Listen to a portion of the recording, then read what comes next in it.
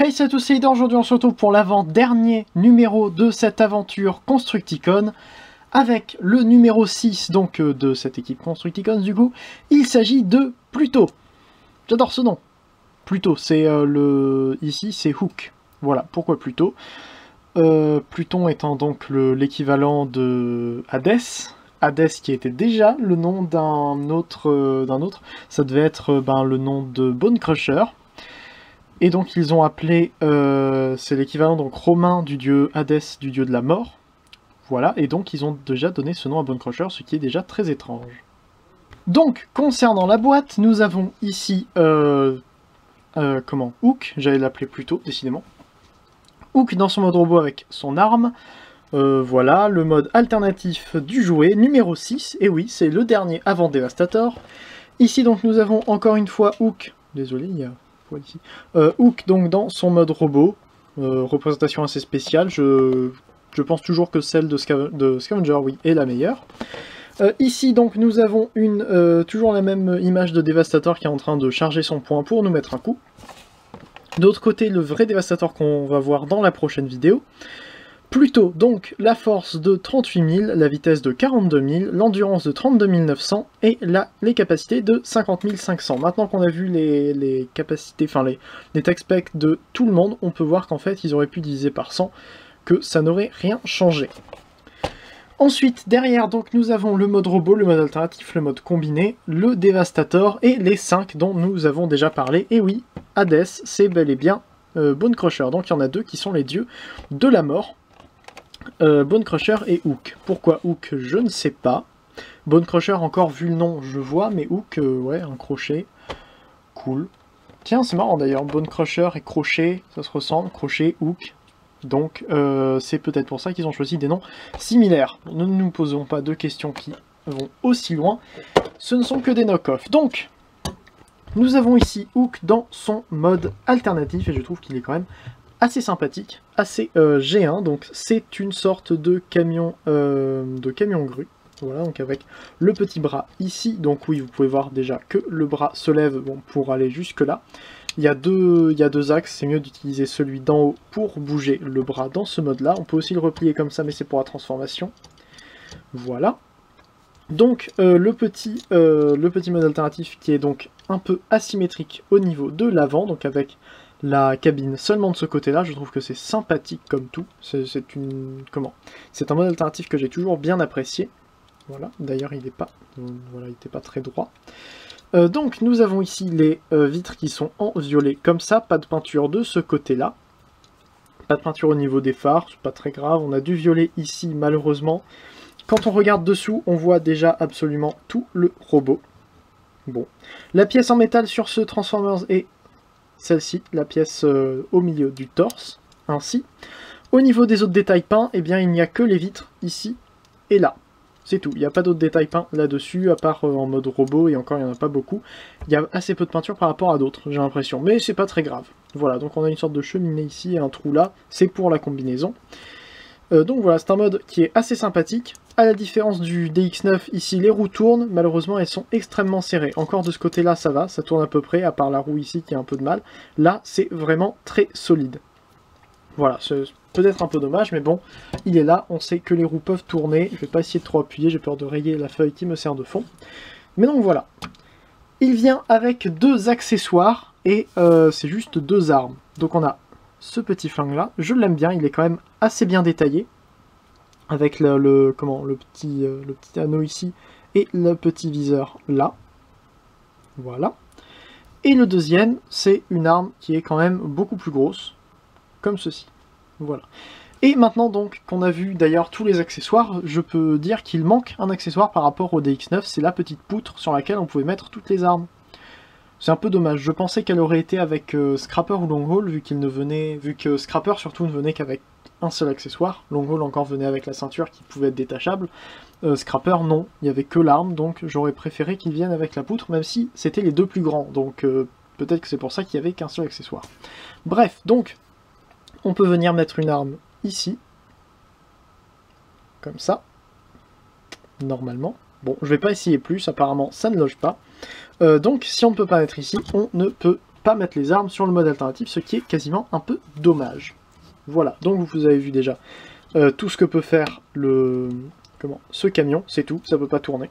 En même temps, vu comment c'est fait, c'est normal. Et pour la comparaison, voici avec Windcharger, et vous voyez que ça fait à peu près la même taille. Voilà, bon, on a le bras qui est dessus, mais c'est tout. Ça fait quasiment la même taille, mais il reste quand même un peu plus lourd. Beaucoup plus lourd même. Peut-être 2 fois le poids de Windcharger.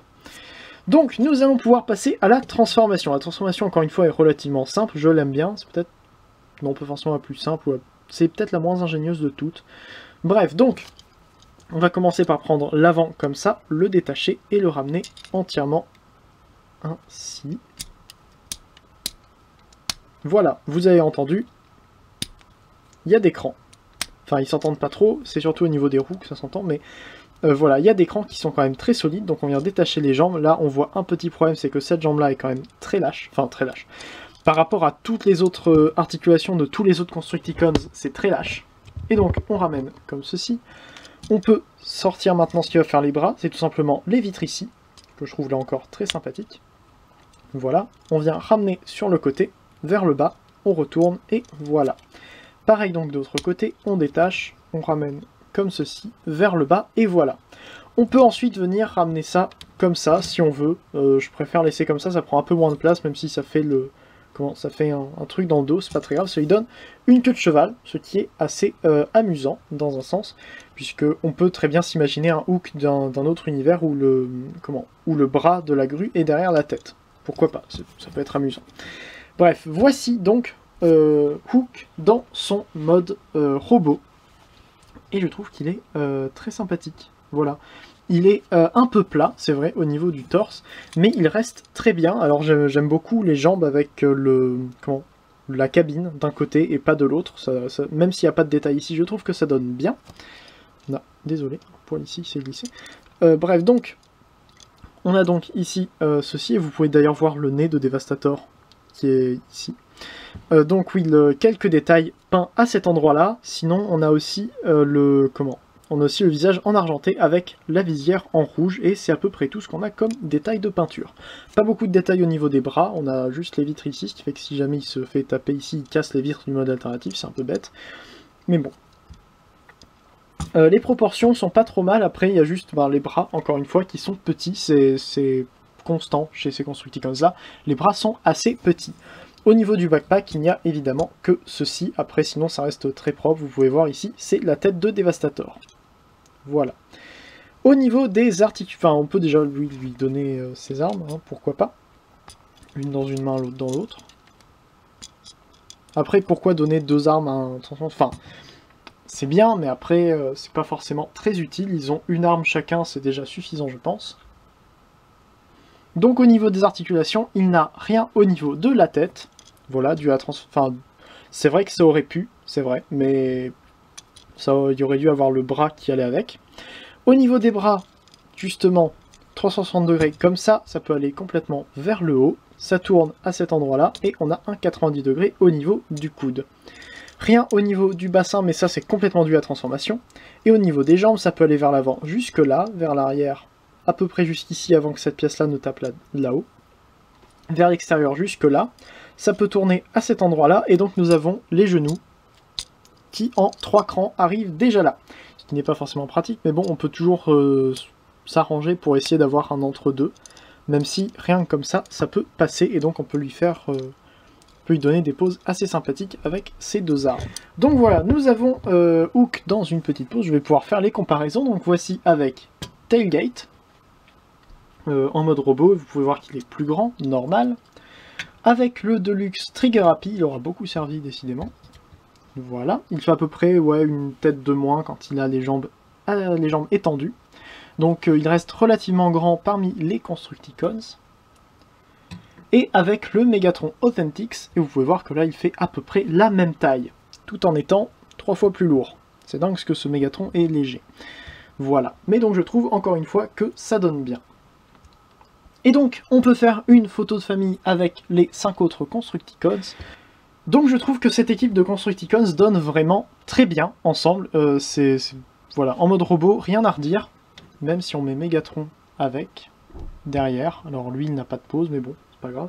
Donc voilà, je trouve qu'il donne très bien en mode robot. Nous verrons dans la prochaine vidéo comment il donne en mode alternatif. Et la combinaison. Voilà, donc je pense que ça pourrait être tout ce que j'avais à dire sur Hook. Franchement, lui aussi, il est très bien. Autant, c'est Scavenger mon préféré, mais Hook est deuxième. Oups, décidément, ils n'arrivent pas à tenir debout très bien quand j'essaie de les mettre assez loin. Donc, oui, je conseille Hook, évidemment. Après, si vous voulez compléter ce set, il est obligatoire. Hein. C'est pas comme si vous pouvez... Enfin, encore, vous pouvez ne pas prendre un ou deux bras. Mais Hook, c'est un peu mieux de l'avoir pour avoir la tête, les épaules. Voilà.